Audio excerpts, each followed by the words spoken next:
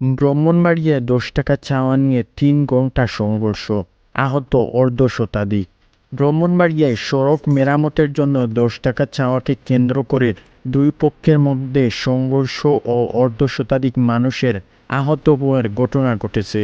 সরাইল উপজেলার নোয়াগাঁও ইউনিয়নের তেরকান্দা গ্রামে বুধবার ২ অক্টোবর সকাল ৭টা থেকে শুরু করে ১০টা পর্যন্ত এই সংঘর্ষ চলে। এই সময় উভয়ের পক্ষের বেশ কয়েকজনের বাড়ি হামলা ও ভাঙচুর চালানো হয়।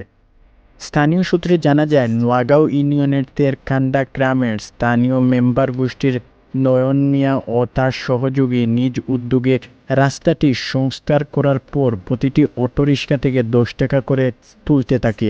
গতকাল সকালে একই গ্রামের সর্দার গোষ্ঠীর জুয়েল মিয়া ওই রাস্তা দিয়ে অটোরিকশা নিয়ে চালিয়ে যাওয়ার সময় তার কাছে মেরামতের খরচ হিসাবে ১০ টাকা দাবি করে নয়ন, কিন্তু জুয়েল টাকা দিতে অস্বীকার করলেও দুইজনের মধ্যে কথা কাটাকাটি ও হাতাহাতি হয়। বিষয়টি মীমাংসা করে সন্ধ্যায় দুই পক্ষের লোকজন বৈঠকে বসে। তবে বৈঠকে উত্তেজনা বাড়লেও রাতে উভয় পক্ষের হাতাহাতি জড়ায়। এই ঘটনা উভয় পক্ষের লোকজনের মধ্যে জানাজানি হলে উত্তেজনা ছড়িয়ে পড়ে। রাতে বৈঠকের পর এই উত্তেজনাকে কেন্দ্র করে উভয় পক্ষের লোকজন দেশি অস্ত্রসহ নিয়ে সংঘর্ষে জড়িয়ে পড়েন। টানা ৩ ঘণ্টা এই সংঘর্ষ চালানোর পর সরাইল থানা পুলিশ ঘটনাস্থলে ফিরে পরিস্থিতি নিয়ন্ত্রণে আনে।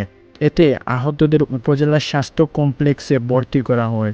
সরাইল থানার ভারপ্রাপ্ত কর্মকর্তা ওসি মোহাম্মদ আব্দুর রাজ্জাক বলেন, খবর পেয়ে ঘটনাস্থলে গিয়ে পরিস্থিতি নিয়ন্ত্রণে এনেছে পুলিশ। ওই এলাকায় বিপুল সংখ্যক পুলিশ মোতায়েন করা হয়েছে। ওই ঘটনায় মামলার প্রস্তুতিও চলছে।